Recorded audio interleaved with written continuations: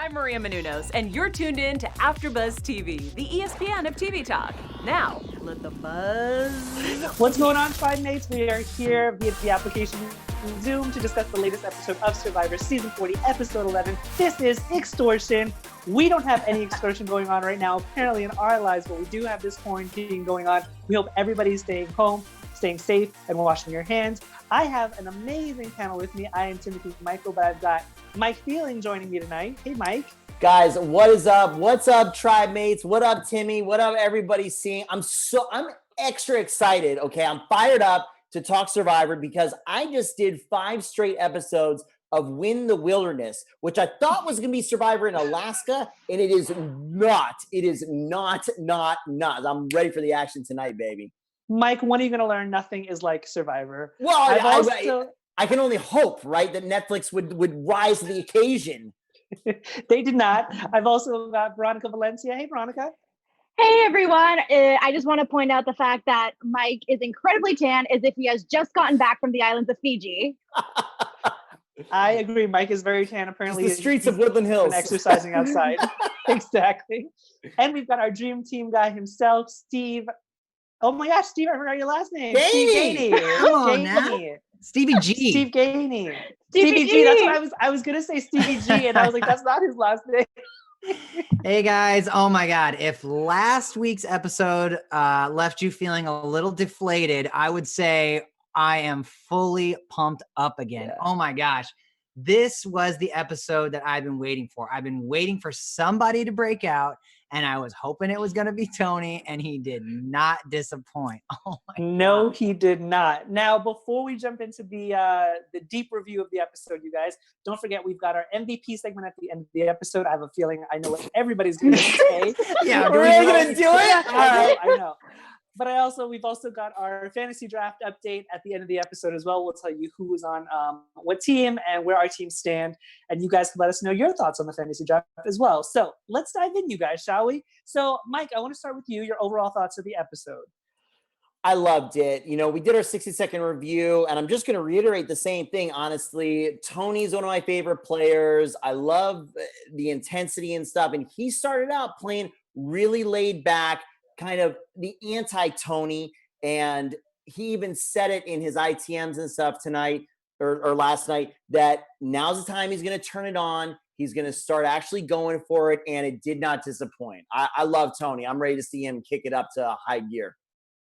Veronica, what'd you think? Yeah, I thought this episode was amazing. I thought Tony really stood out. I love seeing the fact that he is now kicking it into high gear. And, the last couple of episodes of Survivor have been very chaotic. And, when we think when it's very chaotic, we think, oh, this is going to be an amazing. But this episode was so smooth and it was so well executed, the gameplay, that it just goes to show it doesn't need to be all chaos all the time. That something as smooth as this can still be a wow episode. Agreed. Stevie G. Oh yeah. I mean, it was last Tribal Council. They played every trick in the book. There was a million different idols and advantages being played. And this was like just classic Survivor, just strategy, gameplay, no whispering at Tribal. There was a plan in place. There was a switcheroo. People were zigging and zagging. And it just came out to just an amazing hour of television. I was so captivated the entire time. And it was just so much fun. It was like, how does this show continue to just be so much fun and so fresh and so awesome? And they just don't disappoint. Timmy's frozen. But I think that was perfectly put. This was a crazy episode. It was a ton of fun. It was stuff that we didn't necessarily expect. And it was a good amount of twists and turns without being so far removed. We've talked over and over again for the past few seasons about when they start to twist and turn, but we don't get to see it when it's hush hush. And then even us as viewers are completely blindsided by the moves that are made and who gets voted out at Tribal Council. We talked about that being really annoying. I like seeing the strategy. And so, not to skip too far ahead, but seeing Tony work both sides, seeing the strategy discussion with Jeremy and everybody, that's the kind of stuff that I like, Veronica. Yeah, no, I agree. I really liked seeing the strategy this time around. And, it was funny. I made a comment, I was like, is Tony getting a winner's edit? Because this episode was so Hey. Tony dominant and he was just playing a flawless game. And, it goes to show like Tony may at times be a little crazy and a little paranoid in his gameplay, but it really shows about how hard he is playing the game, especially in this episode when immediately they come back from tribal council. He already knows I need to go find an idol, and we haven't seen the Tony who runs around the island like a crazy person trying to find an idol. He's going out there at the best time when everyone's still asleep, trying to be all sneaky about it. So Yep. he's the wheels are always turning. He's constantly thinking. So this is a really good episode, a really good season for him to develop his gameplay. Timmy, your torch got snuffed for a second. It did. I'm so sorry. It happens with Wi-Fi. You guys are just going to roll right along as if that never happened. Thank you guys for continuing the conversation. Let's start. I don't know where you guys left off, but let's start from the beginning of the episode, shall we? Jeremy, back at camp. Something I was really excited to see because I was really anticipating what his reaction was going to be and what his tribe mates were also going to say. How did you guys feel that whole scene went? Do you guys feel justified with Jeremy? We also found out that Jeremy was going to be the target that night. So he did make a move and it was a right move to make. What did you guys think of it? I'll say what I said last week. I thought it was very smart of Jeremy to play his advantage. Like I said, I'm pretty sure, I think it was the last night that he could play it. As we learned from tonight, without getting too far ahead, play your advantages. Yep. Otherwise you go home with them in your pocket. And I think, Jeremy made a move that was smart for him. And I think, if anyone were put in that position, they'd do the same thing. Yeah, I'd echo what I said last week as well. I didn't like to see him use it because for whatever reason, when I viewed last week's episode, I was viewing it as one of his alliance members. And I was like, no, don't, like, we need you. We need the vote. And I was a little bit let down, but ditto what V Squared said, right? If that's the last opportunity to use it, you have to do it. We don't care what people think because at the end of the day, they're going to need your vote anyway, especially on this season of All Killers. You can remake alliances. Don't worry about it. The most important thing is self-preservation. He did it. And as we can see, spoilers or whatever, but he didn't go home tonight. So obviously not enough bad blood for it to matter. And he did fine. Yeah, I was a little surprised how the people who were going to vote for him seemed the most annoyed by him leaving, which is understandable from their perspective. But Tony to come back and immediately be like, why'd you leave? Why'd you leave? He was already sowing the seeds of been like, I wasn't going to vote for Jeremy. Of course not. I was sticking with, even though they saw Sophie say, hey, you five come over with me. And Tony was among them, obviously. Michelle didn't seem to catch any heat for voting with the, she voted for Tyson. So Tony planted the seeds right away. And I try not to read too much into the edit, but while I was watching it, I was thinking to myself, this looks like Jeremy's going home tonight because they kept showing all these scenes of Jeremy incorrectly reading the situation. He was like, Tony's got my back. 100%. Very believable. Yeah. And Tony's in confessional saying, I'm not siding with Jeremy. So I was like, okay, it looks like Jeremy saved himself last week. And now he might have, been backed up against the wall. He had something to save him. Now he doesn't. But it just goes to show you just never know what's going to happen. I will say this about Jeremy, though. As soon as they come back and he feels a little bit of that heat, he goes straight to Ben. And he's like, Ben, look, you're going to be the target now. And we've seen the relationship and the conflict that Ben and Adam had. I'm actually surprised that conflict is now going over to Ben and Jeremy. Do we think that Ben has a problem connecting with other male players? I don't know if it's that he has a problem connecting with other male players. I think with Adam, they just got under each other's skin. And I think with Jeremy, there might be some annoyance with Ben because, Jeremy's trying to put the target on Ben. And obviously Ben is very comfortable at this point and he knows he's not a threat. He knows he's not the target. So he doesn't want to be made into one. So I think it was just annoyance at that point. Ben seems oddly agitated to me, just in general. I don't know what it is. Something's going on somewhere, somehow.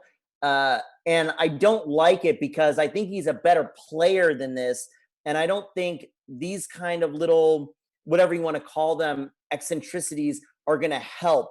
And I think he's better than this. He doesn't have to be having this kind of squabbles with Adam or anybody. So it's a little bit disappointing. And I hope, he's still in it. He's still fine. He has plenty of time to turn it around. And I hope he does. I hope he kind of eliminates that because it's not serving him. I will say though, Jeremy was kind of coming at him hard right after that. And he was like, they're coming at you, man, because you're definitely the most dominant male player out here. And Ben's like, actually, I think that's you, which I was saying that to my TV as I'm like, no, Jeremy, you're the guy, Jeremy or Tony or somebody. Like, I would think they'd be more dominant in challenges or seen as a bigger threat than Ben. So I can understand Ben's situation in that, but yeah, he does sort of seem to get very short with people, and that's something he's going to need to work on. Yeah, Jeremy definitely tried to deflect the situation, but Ben caught right onto him. Another player that definitely came out of the gates this episode was Tony, and it starts pretty early on in the episode. We're at day 26, and Tony tells us, he's been very patient, which I think has benefited his game, something that is completely different from the last couple of times that he's played. And, he tells us, I've been very patient. I haven't been looking for idols. And now that an idol was played, we know that it returns back in the game. He wants to go and look for it. He picks the most opportune time. This was very, very smart. Wait till everybody's sleeping after tribal because he knows that's when everybody's exhausted. And he goes out. Nick finds him. He tells Nick to go and look at a place that he's already searched. I mean, from the get-go, it was just perfectly planned for him to get this idol. What did you guys think about it? Thank God. I mean, finally, every time we have another season and people don't do things that you've seen over and over and over again in past seasons, it's so frustrating. He hit it right on the head. An idol was used. An idol's going to be put back in the forest. I got to go find it. Bang. That's it. What a great opportunity for him to kind of come out of his shell or whatever we want to call it, turn up the juice, throttle forward, pedal to the metal, all of them, Tim. Now's the time to do it because he knows for sure something is there. So go get it. Mission critical. He did it. Can you tell I loved it? 1,000%. That's what it's at. This is what Survivor is. We can tell. That's what it is. Yeah. No, what I said earlier was the exact same thing, and that Tony knows the game so well. He knows exactly that an idol was played, an idol is out there, so I need to go look for it. I had mentioned that briefly, Tim, when you were on the edge. Yeah, I think this was really good timing. There seems like there's still a lot of people left in the game, but there really isn't, especially considering that it's a final 3 and there is no vote on the final 4 because there's a fire making challenge. So there's not a lot of room left to hide. The numbers are small enough now that you can't really split the votes as comfortably as you once did. And I think he recognized that it's time to start looking out for number 1. You got to start playing a little riskier, and you need to have options because if the numbers are in your favor, there's not too many other people that you can swing. So, he definitely struck while the iron was hot.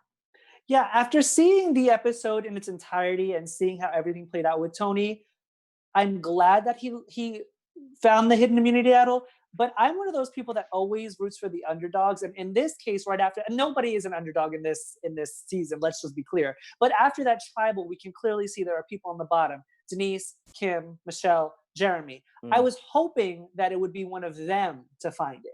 Am I the only one? No.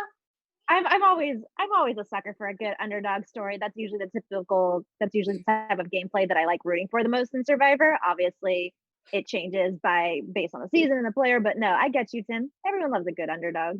Sorry. I think Tony's been playing an underdog game so far. He surprisingly has not been gotten 1 million votes thrown at him this entire game. And he's kind of, I don't know if he really is this earnest or if he's playing dumb, but there's been a few times where Sophie's sort of explaining to him what's going on. And he's like, oh, really? Or Sarah, when Sarah's laying out the game for him and he's like, oh, okay. I'm like, Tony knows, right? He's got to have a good beat on this game. He's a cop. So, cops always know more than they're letting on.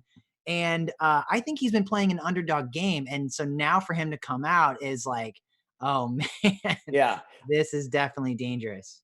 I love it. I think he's been underplaying it the entire time. His abilities, his intelligence, even where he's at, keeping up with the moves of what is exactly going on at that point in the game. That's why I've just loved his gameplay.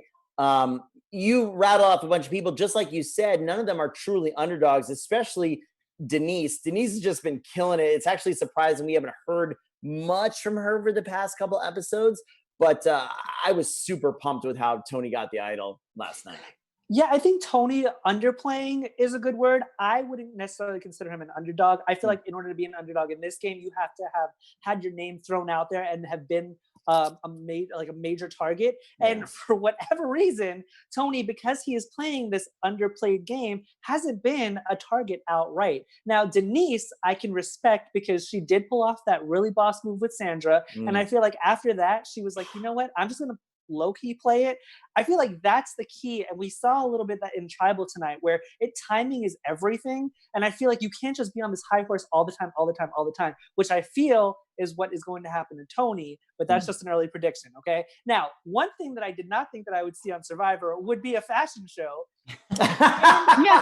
If you would have told me that it would have been put on by Sarah, I would have been equally as surprised. That was a really nice kind of moment to see. Now, we understand these survivors are on this island for, 39 days? And I mean, you obviously are going to get bored. So clearly they're trying to keep their minds occupied. Now, the only reason I point this out was because it definitely started to show a little crack in the Sarah and Tony relationship. Sarah has a very good social game, and you saw it with this entire scene. And Tony was like, I don't want to do this. I want to actually play a strategy, and I want to do this. Who do you side with in this situation? Between who? Sorry. But between Sarah and Tony. You see, it's funny that you say that, Tim, because I didn't necessarily see it as a divide between Sarah and Tony and the fact that Tony wants to play very strategic and Sarah's playing more social. I kind of, when it comes to Survivor, and especially in the edit, everything kind of has a purpose. And Sarah's comment about the fashion show and the fact that she has a really good social game and Tony doesn't made it even more interesting when we're going to get to it, when Tony was extorted and he had to get the fire tokens. It was like, it's not that he has a social game, it's just that his social game is very different. So I liked that little tie-in with that scene. I'd like to shout out Joseph Boza in the chat saying Cops Are Us is on its deathbed. I think it's definitely in some trouble. I side with Tony just because I like Tony more as a player. And if you're going to ask me who I'd rather see and get more insight on, it's him. I think he's more interesting and more fun. That's it. Purely personal. I think that Tony correctly recognized that after the last tribal council, people might be taking a breather. And he's like, there is no time for breathers. Right. So while everybody else is going to sleep in after that hectic tribal, I'm going to go look for idols. And while everybody else is having their fashion show, I want to play this game. So I think that Tony realizes that now is the time when you have to keep pushing even harder. Right. That being said, I love the fashion show. I thought it was hilarious. I also loved when Sarah, she's been really funny this season. She's like, some people think that I'm just smart and funny. And beautiful. I'm also really creative. I was laughing out loud. I loved it. Seriously, Sarah's one of my favorites, and it's nice to always see a different side of these survivors because we know them as a certain angle, and then they just turn on a different charm, and we get to see another level and another layer to their personality, which is always nice. Now let's talk about Edge of Extinction really quick, because Edge of Extinction continues to surprise us, and I'm really happy with the producers and the editors for what they have done with Edge of Extinction segment in general. So Nathalie and Parvarti, we all saw it. They found this wine bottle with a clue inside. This clue happened to be an extortion of a player. They can block a player from participating in the next immunity challenge and prohibits them from voting in the next tribal council unless they pay them 6 fire tokens. Now, I don't think anybody has 6 fire tokens in the game right now. Correct me in the chat if I'm wrong, if you guys have been keeping track. I unfortunately have not. There's too many things going on. But that 6 fire tokens was a lot. And now we see what Tony does with it, and he has to come up with 6 fire tokens. Was anybody surprised that he went to the people that he was trying to pull the wool over their eyes about their alliances? Thank you, Steve. Yeah, that was crazy. He got tokens from both alliances, from both sides. If there was ever better evidence of Tony playing both sides really well, that was it. He got one from Jeremy. He got one from Ben. He got one from Nick. Kudos to Michelle for coming up with that really clever lie on the fly. Mhm. I've been waiting for this moment for a long time because I've been waiting. I said a few weeks ago, I can't wait for for someone to come up to someone else in the game and say, hey, let's pool our fire tokens and let's buy something or whatever. And then for people to have to be like, actually, I don't have any tokens. And then for the people to be like, wait, why? Do you have any? Yeah. So this is something that I've been waiting for, and I'm glad to see that the survivors are now starting to pool their resources. I thought this was a great advantage. Yeah. I liked it a lot. Go ahead. No, you can go. I have a rant. I feel like I might too, so I'll try to be quick. I had a lot of thoughts on this. My first was, if they actually want to nullify a player that they knew, then ask for 1 million fire tokens. That's what I thought they would probably do. To ask for some number that there's no way, so you guarantee somebody can't participate and potentially loses their vote. So that was one thing. The other thing, I loved that he went to both sides, but we didn't get to see the resolution of, okay, he won immunity, he got 2 tokens. Where's the resolution of who do you give the tokens back to? Because you're screwing somebody over, right? And now they're going to know. Now you're really kind of drawing a line in the sand. So I hope that next episode we get to see that. And before I throw it over to V Square's rant, I want to shout out Marissa in the chat, who said, how about Tyson's comment, just because this is for Edge of Extinction, regarding how losing the game ruins people's lives, how much they struggle with it, and saying that Adam's not going to make it. Do we think it's foreshadowing something? So I just want to toss it out there. Yeah. We're going to revisit that in a second. Veronica, Okay, I want to get your thoughts out. Yeah, for sure. Okay, so here's my thing. I loved this extortion disadvantage is what I'm going to say about it. Yeah. Because here's the thing. I realize that Edge of Extinction, is not everyone's cup of tea. It's not necessarily a win for everyone. But I love Edge of Extinction, especially because there are so many players in this game who we love and who we want to see play. And this gives them a chance to some way still influence the game. And I love the fact that this extortion challenge was yet again another way for them to influence the game. I think it's a brilliant disadvantage. I just think there's so much mentality when it comes to that, because it's like, are you playing it specifically for greed because you only want to get fire tokens, which if that's the case, then making the price 6 fire tokens, there's a 50-50 shot you may not get it and it was a waste? Or do you want to come out of it from the mentality of sabotage? Do you want to potentially sabotage someone in the game who you feel if they were sent to Edge of Extinction, you have a better chance at beating them at the challenge to get back in the game? Do you want to sabotage someone to get out of the game and go to Edge because if you were to get back in the game, they wouldn't work with you?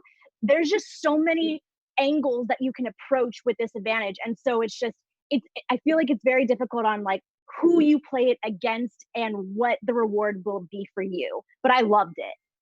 Yeah, which is why I'm glad that the people who are on Edge of Extinction are sitting inside of the jury or watching the tribal councils. Otherwise, I feel like they would have no idea on what to do with these advantages that they found. Steve, you were going to say something? Well, I was just going to say, I think that this disadvantage could have been, it was a risk from the producers to throw it in there. I think it could have been really weird or something. Some of the viewers might not have liked it, but it just played out so well. The fact that Tony was up against the wall, he was scrambling, he got the tokens, and then he ended up winning.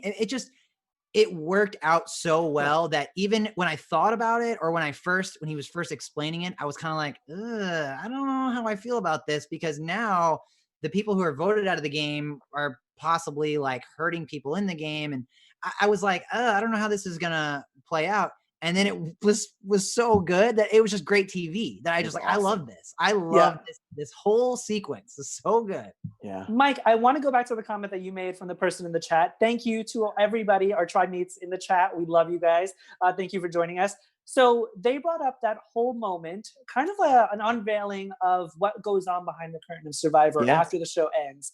And Tyson said to his tribe mates on Edge of Extinction, people who lose the game, it affects them for years, and how he thinks that Adam is not going to make it and how it's going to hit him really, really hard. Now, A, I think that was an unfair statement. B, I enjoyed it. Which part of the statement? Hold on, which part? the fact that he thinks that Adam is not gonna take it well. I feel like Adam is a lot stronger than we give him credit for, and the fact that it was such a quick statement, and then they kind of rolled over it, like they never revisited that statement, and I felt like it was something that they definitely could have made pretty much an entire episode on, because these are all previous winners, but some of them have lost this game before.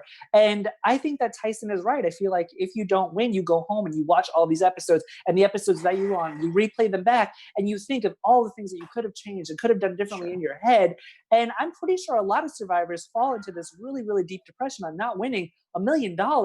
So I thought that it was kind of an injustice, a justice that they just kind of just rolled over that topic. I don't know how much else they would, what else they would have done to discuss it. I think it's definitely, he's going to know better than anybody. It's makes a ton of sense. It's super valid. You're, at worst, you're 16th place to $1 million, right? At worst, or 18 or whatever the season happens to be. It would be very depressing, especially if you get to position 6, 5. You're really close to life-changing money. Let's be honest.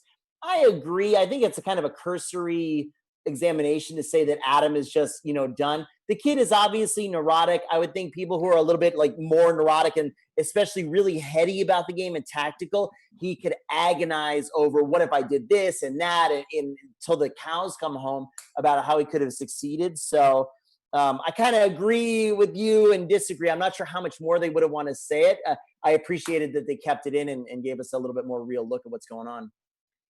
Yeah, I was just going to say, I think this season is sort of touching on that a little bit more, how the show affects people's real lives. Like the whole Wendell and Michelle relationship outside of the game. Michelle was talking to Boston Rob a few episodes back about how her win was controversial. And I know she got a lot of trash on social media.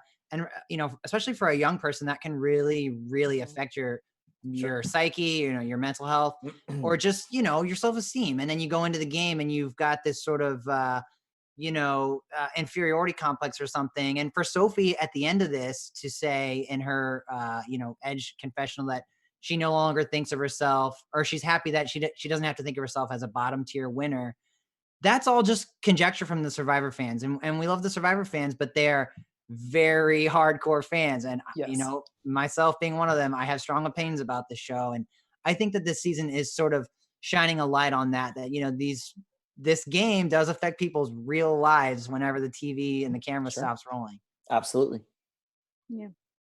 I mean, I think all of you kind of wrapped that up very beautifully. I think, we love Survivor, and we can only imagine how tough the game is from, the challenges that we see from season to season. But again, like everyone has kind of mentioned, this season is really showing us kind of what's going on outside of the game and how it really affects their lives. And I think on an all-winner season, it required, extra work to try and get all these people to come back for this very special season. So I think it's important that, people do overanalyze this. And for half of these players, it's the first time they're feeling failure in this game. So I'm sure it's something that's going to hit them hard once they leave. Yeah, I agree. So Tony comes up with his 6 tokens to pay his extorters, if you will.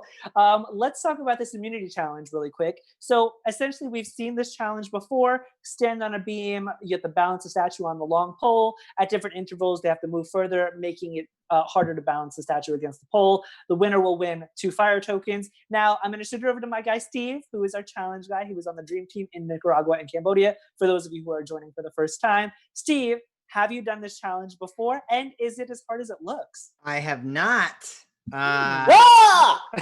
Hey, we did a version of this. It was balancing an idol on top of a long pole, which we did in Cambodia. I could tell that this was a wobbly pole, so you had a lot less control, but it seemed like just general balance was an issue for people. I know a lot of people seem to be like losing their balance, and that's what caused them to drop the idol or push it too far ahead. So yeah, it definitely looked like a hot day. It was a heavy pole, balance, footwear comes into play in this one. There's a lot more going on in this challenge than just like, how long can you hold this stick? Yeah. Yeah. I'm always surprised when we have this challenge that people don't hold the stick. And maybe Steve, give the insight that they don't hold the stick against their body. So I'm right-handed. My immediate inclination is that I'm taking the pole in my right hand, having my right hand, the backhand, and holding it right against my hip. So it becomes almost like part of my body. In martial arts, anybody who's done any kind of bow or staff work, like that's what you do. It becomes really solid. So whenever I see that, I think, why aren't they hugging it close to their body? They're making it really solid. If you're holding it out here, you're prone to wobbling around and stuff. So that is a good question, because when you're getting ready for any kind of challenge like this, you're wondering, do I want stability or do I want to be able to correct? Right. So like, say a challenge where you're pulling like a rope and you're balancing a plate with some balls on it. Do you want to pull that rope as tight as possible so you've got really, really strong control? Or do you want to give yourself a little slack so you're not pulling your muscles as hard? There's so much more that these challenges that look like there's just nothing to it. Oh, who's going to outlast the longest? But there is something to be said. If you're holding it out and you start to wobble, you can make a correction. If you've got that thing locked into your hip, and you start you're starting to lose it, you're like, I'm losing it, and then you lose it. So you just don't know. Yeah, yeah. You just gotta find the right strategy for you. Yeah, 32 minutes is down to Tony, Ben, and Jeremy. This is the longest this challenge has ever gone on. So kudos to those three gentlemen. Ben falls, then it's down to Jeremy and Tony. Jeremy falls out of nowhere. Like the cameras almost didn't even catch it. It was that quick. Yeah. And Tony winds up winning. So now he's got 2 immunity idols back to back. Plus he just found a hidden immunity idol. I mean, Tony's on fire as we speak right after this challenge. And he immediately wants to target Jeremy again.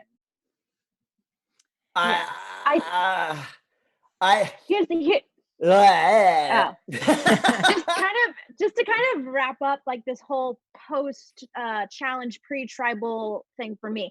So I understand, Jeremy was the target last week. They weren't able to get him out. It only makes sense that people want to try and get him out this week. I don't necessarily think Kim or Denise made a wrong decision in wanting to be on the right side of the numbers and agreeing to vote with Jeremy. But what I do think was very interesting is how strong Tony's gameplay this was. There wasn't a lot of chaos. There wasn't a lot of scrambling. It was, like I said, this episode was very smooth and very well executed. And I loved how Tony was once again thinking ahead of his game. He was like, I can get rid of Jeremy now, but Jeremy's also a very good shield for me. They've used that term a lot this season, a very good shield. And he wants to keep players in who are willing to work with him. And that's, probably players like Jeremy, who Jeremy said that he trusted him.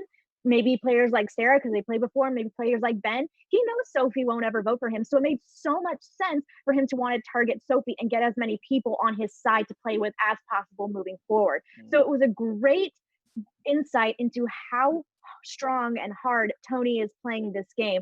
And he unintentionally flushed out an idol, which was just, the cherry on top. Yeah, I was really on the fence if Jeremy flopped this or not. It did not look like an accidental loss, shall we say, but then I figured if he did throw it for some reason, they would have remarked about it and they would have talked about it. But man, that did not look natural at all. Maybe it was just the timing and the camera switch or whatever, but I think I don't see Jeremy having any incentive to not want to win, because he was almost voted out last week. He had a crazy advantage that saved him. And so he was definitely feeling the heat. And I think maybe Jeremy was starting to lose it. He looked like he was struggling. He was targeting Ben. And if we remember, Ben drops and then Jeremy's out. So maybe Jeremy's like, if I can just hold on until Ben is gone. He just didn't have the concentration. He was out of gas. Ben's out. He's just like, okay, I can't do it. It's that sort of stuff does come into your mind when you're like up there for 30 minutes and you're dying. Yeah. That's a good point. So as soon as we get right out of this immunity challenge, Tony throws out Jeremy's name. Jeremy's name is thrown out. Ben's name is thrown out. Kim and Denise are two that surprised me tonight as well, because they want to go with the Jeremy vote, kind of, contradicting their alliance, if you will, or their group, or their, what do they call it? Their voting block, if you will. And so that surprised me that Kim and Denise didn't want to vote with Jeremy, rather they would go against Jeremy. And then on top of that, Kim, I just want to really shout out her really quick, because she is on to Tony, and I'm surprised that nobody else is, but Kim is quick to really catch on what Tony is about and what he's doing. How did you guys feel about how Kim and Denise feel about this vote? I mean, and kudos to Kim. She read him like a book, and he thought, oh, I got Jeremy in my pocket, so I know what's going on. It ended up actually coming back to bite them, because Tony, you never know who he really is working with. He might be trying to get Jeremy out and then just totally be like, all right, I'm siding with Jeremy now. He did it in Cagayan. He switched alliances, or he was voting out his own allies. So Kim, her observational skills ended up costing her in this vote. And Denise, Denise, up until the last 2 episodes ago, where she voted for Nick, has been on the right side of every single vote. And then she was wrong on one, she lost her vote, and then she's wrong on another. So Denise, I think, needs to pick her game up, because she seems to be losing steam. Honestly, this one was confusing for me. And at some point, for some episodes like this, I don't know about anybody else and our fans watching us, but at some points, I tend to just sit back and just enjoy Survivor. I don't know. I start to turn off, because people are flipping back and forth and going crazy. And I just enjoy watching Tony try to spread his nonsense and flip people. And then, like we've seen so many times in seasons past, we're blindsided by who actually goes home in the end. So I just get excited to wait and see who actually follows through with the, fake commitments they've made, or straw men they've made. Well, it was Tony who was the one to throw out Sophie's name in general. I'm surprised that it actually went through the way that it did. Jeremy was very, very hesitant on changing this plan. And I feel like everybody realized that it was the right move. Unfortunately for Sophie, she is the one that was voted out tonight. I do want to talk about this building of resumes that was really one of the topics, or one of the foremost topics in Tribal. Pretty much trying to build your resume. Everybody knows that they're trying to build a resume, but there is moves that you have to make, and it's about the right timing of when you have to make those moves. Plus, Sophie says it the best: you don't want to just do a whole bunch of things that just looks like you're padding your resume, because then that's just annoying. Nobody wants to work with somebody and vote for somebody that was like that either. So what did you guys think about the building of the resume topic that came up during Tribal? It's one of those things that are constantly built up. If you make it to the end, what good is making it to the end if you kind of don't have a gameplay to, tell the jury and why you deserve to win? I think that sometimes when it comes to a resume, you don't need to necessarily be super flashy. For example, Nick was part of this vote.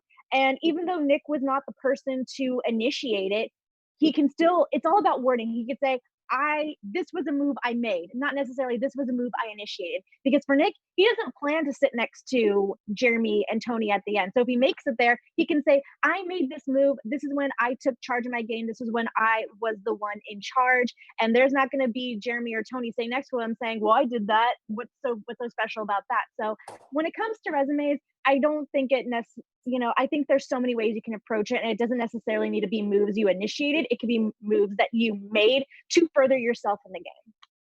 Yeah, I hate it when this topic comes up, because people get so spiteful and negative towards building a resume. And that's why I'm hoping that in this season, because everybody's a winner and everybody knows the game, that they more respect the outplay and the outwit elements of it. That's why get ready to watch all the hate come in the comments for me. If Russell Hantz was in this season, he would definitely win, no problem, because he always plays the best game, even though he's the dirtiest. But I like all the strategy. I hope that, as far as I'm concerned, for a season like this, build the hell out of your resume, and I feel like everybody should respect it in the end. I hope it doesn't get personal and it is truly about it. So I don't mind it. And I think that just the way the game is, if you make it to the end, you have some sort of resume. You know, a resume is really, look, we've all applied for jobs and we've sort of BS'd a little on our resume. It's What? how you frame it. You know, like any way you get to the end is your resume. You know, like maybe you didn't play a million idols, but playing a consistent game or a steady game, that is a viable strategy. I think it's important to just be in control of your game, because if you are a goat and you are just brought to the end on a tether, then you're not going to win. And so, you know, I just think that a resume is just completely relative to what someone in the jury looks for in gameplay, which isn't the same for everyone. That's fair to say, Mike. Well, Sophie did not have control over the game. Unfortunately, she was voted out. 4 votes for Sophie, 2 votes for Michelle, 3 votes for Jeremy. Sophie went home with an idol in her pocket. I just want to bring this up very quickly. She literally tells everybody that she went home with an idol in her pocket. The only person I think who knew that she had an idol was Sarah. Now, if you really want to think about it, if she didn't say anything, Sarah would have known that that idol would have been placed back into the game, and Sarah could have went and looked for it by herself. Instead, now everybody's going to be looking for this idol. So really, I think that Sophie's going to watch this back and be like, why did I do that? But she was probably very overwhelmed and very, very frustrated with the fact that she just got voted out and it was a blindside. I just want to know if you guys shared my thoughts on that. No, for a winner, that's amateur hour move. That was bad. It's amateur, but it's going to create chaos, which is going to make great TV. So I think that was a genuine moment. I think she just was like, as soon as it hit her, she was really blindsided. You know? She was just like, I don't know. I don't even know how to get my torch. I don't know how to put it in. She was just like, she just blurted it out. I think she was just completely didn't know where she was. Yeah. Well, Sophie's going to Edge of Extinction. She has a chance to fight her way back into the game, or whatever they're going to do with Edge of Extinction. Who knows? Nobody knows. She gives her fire tokens to Sarah and Kim. Good choice on her. I'm going to miss Sophie in the game. Let's get into our MVP segment very quickly because we are short on time. I feel like I said in the beginning, I know who everybody's MVP is going to be. Mike, I'll start with you. Who is your MVP of the episode? Yeah, it's not. I mean, we're all probably going to say Tony. I mean, everybody put in the chat, if Tony is not your MVP, try to substantiate that claim because he just dominated this episode from front to back. Yeah, this episode was all about Tony, 100% the MVP. If the merge is making the playoffs, if the merge is making the playoffs, you always bet on the team that gets hot late in the playoffs. And that is exactly what Tony did. He is on fire right now. And that is dangerous. So, I mean, I just can't wait to see what happens. I can't wait to see the fallout between him and Sarah. That is going to be really interesting. I'm excited about this fallout between Sarah and Tony. I'm also excited to see how Kim is going to try to take down Tony because apparently she's the only one who's catching on to the double agent game that he's playing. I agree with you guys. I think that Tony, this was an episode made for Tony. I mean, he did everything right in the I can't fault him for anything. So like Mike said, everybody in the chat who doesn't agree that Tony is the MVP, let us know. And let us know why you think that there's somebody else out there who deserves MVP. Let's get to our fantasy draft really quickly. So Sophie, unfortunately, in the beginning of the game, didn't really impress any of us. So we didn't really choose her. So she went to one of our engineers, Jonathan. Sophie and Danny were the two that went to Jonathan. So Sophie is out. That means none of us really have lost a player. But I will say this, kudos to Sophie for making us want her on our fantasy drafts because she played a very, very strong game. And like I said, this isn't a finality for her. She does have a chance to win back into the game, or like I said, whatever they're going to do at Edge of Extinction. So I am left with Sarah and Michelle. Veronica, Yusuf, Denise, and Jeremy, and Mike is still in the lead with Tony, Ben, Nick, and Kim. I know. You were just dominating the game. So that is our review of season 40, episode 11. This is Extortion. We love everybody in the chat. Mike, I'm going to shoot it over to you really quick for just some shout outs. Yeah, absolutely. Thank you so much. Sloss Pop, Team Paul, Gleeful Royal, Eric Olin, Ryan D, Victorious Dorothy, Team Paul, who else? Rihanna, Stephen G, Ryan D. You guys are awesome. My name is Mike Feeling. You can follow me everywhere at Mike Feeling. Real quick, I want to shout out another YouTube channel aside from us. I don't actually know the YouTube channel's name, but everybody watching this, Super Fan of Survivor, YouTube Jeff Probst, the King of Sass. If you haven't watched those videos, they're hilarious. And he's just messing with contestants. It's so funny. And it reminded me and showed me a challenge that they used to do all the time that they haven't done in a while, which is the step to the next block and then turn around and flip it over, and you can't go there anymore and try to box out your opponent. Remember that challenge? They haven't done that in forever, and I miss it. Veronica, where can our fans find you? You can find me, Veronica Valencia, on Twitter and Instagram, and it's me, Veronica_V. And Steve. Oh, you guys can find me here Hey! at TG on TV. Hey! Hey! Steve, that looks fantastic. Like always, we all have our Survivor backdrops going on. Steve is the only MVP really who has a real backdrop going on. Now he's got an actual vote that he has written his handle on. We're all going to have to get on Steve's level, apparently. Guys, I am Timothy Michael. You can find me everywhere at I am Timothy Mike. Thank you guys so much for joining us for another episode. Please stay safe out there. Stay home. Wash your hands. We will see you guys next Thursday, 7 p.m. for next episode of Survivor. Bye, guys.